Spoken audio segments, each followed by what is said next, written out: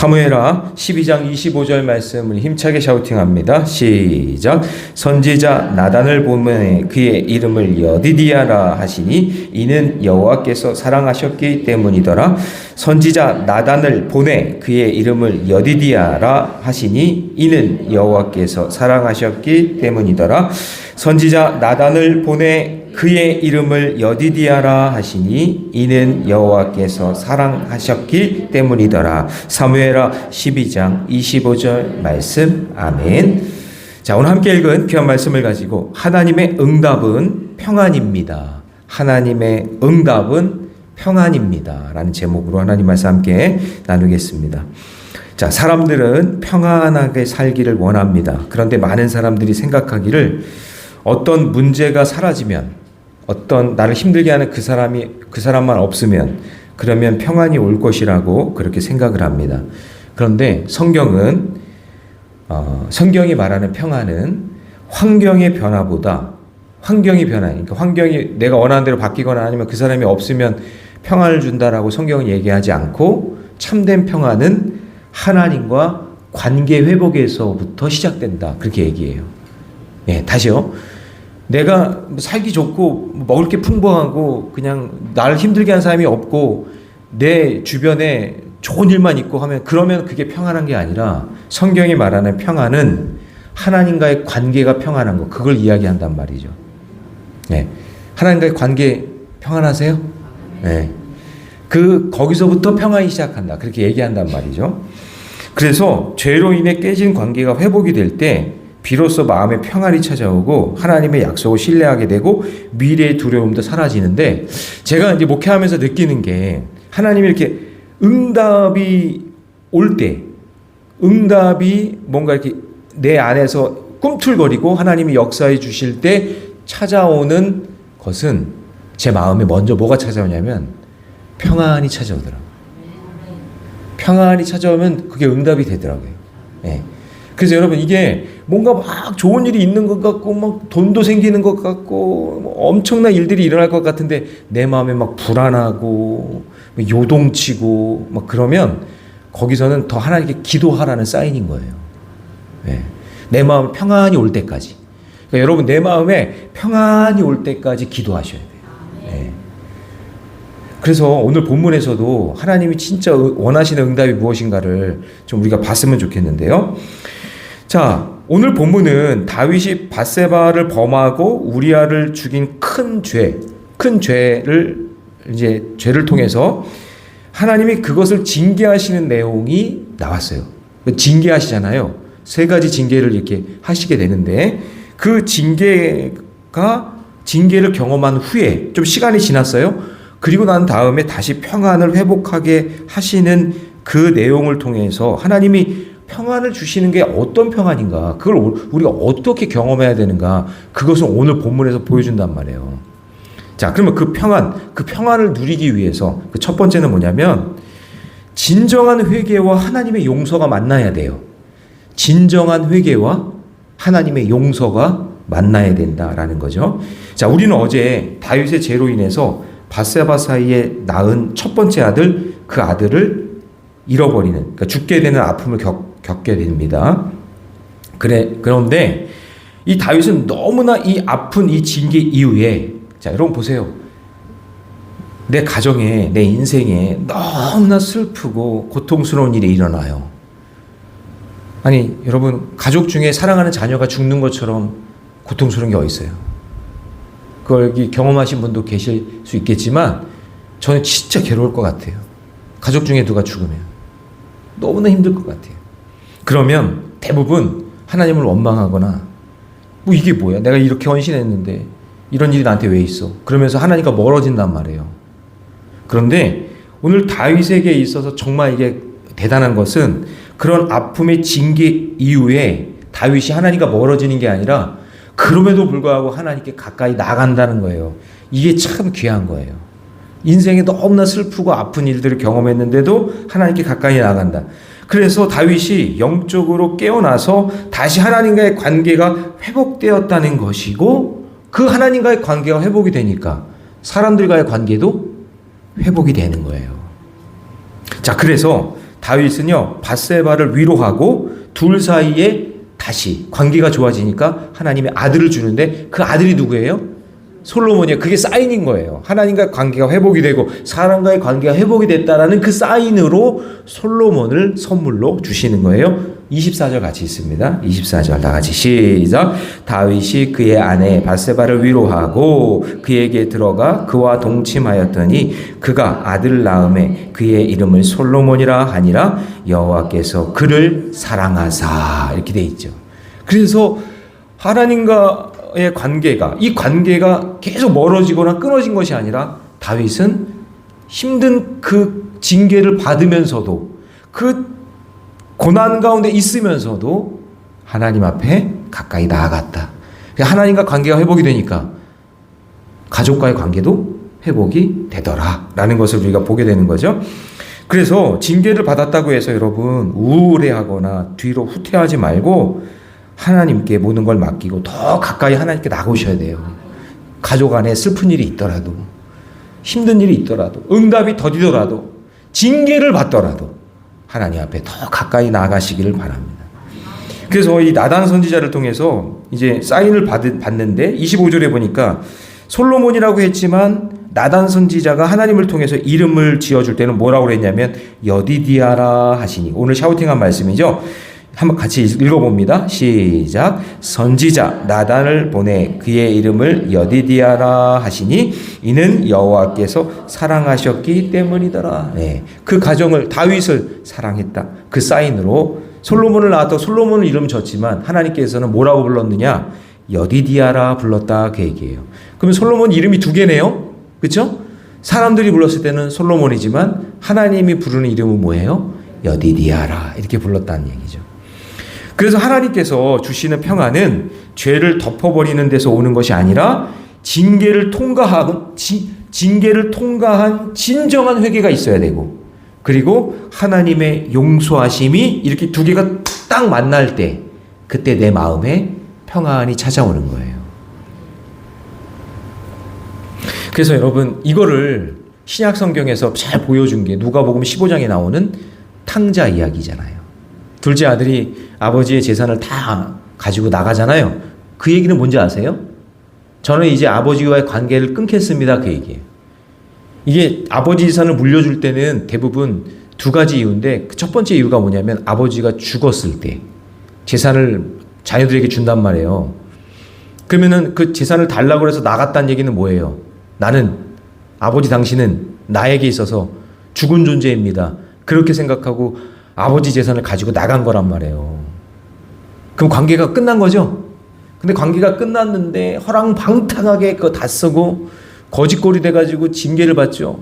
어느 정도였어요? 먹을 게 없으니까 돼지가 먹는 돼지밥 먹고 돼지밥 그거 주워 먹고 그랬단 말이에요. 그거 주워 먹으면서 그 징계를 당하다가 나중에 깨닫게 되죠. 회개하면서 아버지 집에 다시 돌아가게 되잖아요. 그때 아버지가 어떻게 해요? 이런 배은망덕한 놈을 봤나? 너 나랑 끝났잖아. 끝이야 너랑. 그게 아니라 아들이 오기를 기다리잖아요. 그래서 다시 아들을 안아주고 아들의 관계를 회복시켜 주잖아요. 그 이야기인 거예요. 그 이야기. 그 이야기가 누가복음 15장에 나오는데 지금 솔로몬이 그걸 경험하고 있는 거죠. 징계를 통해서 하나님과 멀어졌는데 그게 아니라 더 하나님께 가까이 나아가려고 하니까 하나님께서 그 관계를 다시 회복시켜 주셨더라. 나는 그 이야기인 거예요. 그래서 여러분 마찬가지예요. 죄가 있을 때, 관계가 끊어졌을 때 그걸 감추거나 문제를 덮거나 더 멀어지지 말고 그럴 때일수록 더 진정한 회개와 하나님의 용서를 만날 때 그때 내 마음에 참된 평안이 온다라는 것을 잊지 마시기 바랍니다. 자, 그럼 여러분 물어볼게요. 나의 진정한 회개와 하나님의 용서가 만나는 곳이 어딜까요? 그게 십자가 아래예요. 그게 십자가 아래예요. 그래서 예수님께서 우리의 죄값을 치러주셨잖아요. 우리를 용서해 주셨잖아요. 그래서 그 십자가 아래, 우리가 십자가 아래서 나의 진정한 회개 그리고 하나님의 용서를 만나는 거예요. 예수님이 나를 위해 십자가에서 어떻게 하셨어요? 죽으셨잖아요. 나를 용서해 주셨잖아요. 그래서 십자가 아래에서 그걸 경험하는 거죠. 자, 질문 드립니다. 나는 죄를 숨기거나 합리화하고 있지 않습니까? 십자가 앞에서 정직하게 회개하고 있습니까? 예, 여러분, 하나님과의 관계가 십자가 아래서 온전하게 회복되기를 주님의 이름으로 축복합니다. 자, 두 번째요. 평안을 누리려면 약속을 지키시는 신실한 하나님을 신뢰해야 되는데, 자, 다윗이 범죄하고 있는 동안에도요, 하나님은 요압 장군을 계속 사용하셔서 한운 기억하죠? 우리 수요일 날 말씀 들었죠? 한운이 지금 왕으로 있는 그 암몬 수도 랍바를 함락시켜버려요. 자, 26절 같이 있습니다. 시작. 요압이 암몬 자손의 랍바를 쳐서 그 왕성을 점령하며. 그러니까 지금 이게 뭐냐면 상황이 투트랙으로 보시면 돼요. 다윗은 지금 징계를 받고 하나님과의 관계를 회복을 위해서 지금 애쓰고 있는 영적인 이런 상태에 있고, 그렇지만 하나님은 그 관계도 회복시켜 주시면서 이스라엘 백성 이 성시화하는 이 땅을 회복시키기 위한 그 전쟁을 하나님은 외면하시는 것이 아니라 계속해서 요압 장군을 통해서 싸우게 하셔서 그 땅도 이기게 하시고 전쟁도 승리하게 하신다라는 거죠. 그래서 다윗을 불러서 이제 요압이 다윗을 불러요. 그래서 마지막 승리를 함께 하도록, 자, 27절 같이 있습니다. 시작. 요압이 전령을 다윗에게 보내 이르되 내가 랍바 곧 물들의 성읍을 쳐서 점령하였으니. 그러니까 이게 뭐냐면 하나님께서 다윗의 범죄함에도 불구하고 다윗에게 주셨던 그 왕국의 약속, 그 약속을 지금 신실하게 이루어가고 계시는 줄 믿습니다. 그럼 여러분 오늘도 마찬가지. 오늘 지금 십자가 아래서 여러분들이 말씀 듣고 기도할 때 하나님은 여러분을 위해 오늘도 지금도 보이지 않는 곳에서 일하고 계시는 거예요. 네. 다윗이 지금 하나님과의 관계 회복을 위해서 애쓰고 있을 때 하나님은 아무것도 안 하시는 게 아니라 하나님은 나를 위해서 또 뭔가를 준비하시고 일하고 계시다라는 것이죠. 그래서 다윗은요, 실패와 징계를 경험했지만 하나님은 그의 나라와 백성을 버리지 않고 언약의 그 약속을 지금도 신실하게 지키고 계신다는 거죠. 그래서 여러분, 참된 평안은 내 능력이 아니라 누가 주시는 거예요? 그래서 하나님이 주시는 거예요. 그래서 내가 막 평안해야지, 내가 막 잘해야지. 그래요. 뭐 나도 잘하고 평안을 위해서 애쓰지만 진짜 평안은 보이지 않는 곳에서 일하시고 내가 전혀 예상하지 못한 곳에서 하나님께서 베풀어 주시는 그 은혜 때문에 진정한 평안이 오는 줄로 믿습니다.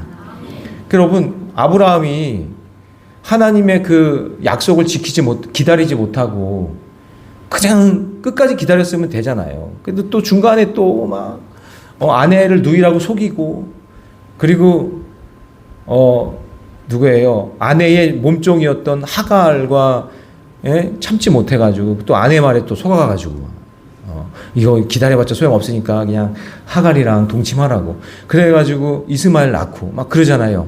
근데도 여러분, 하나님은 신실하세요.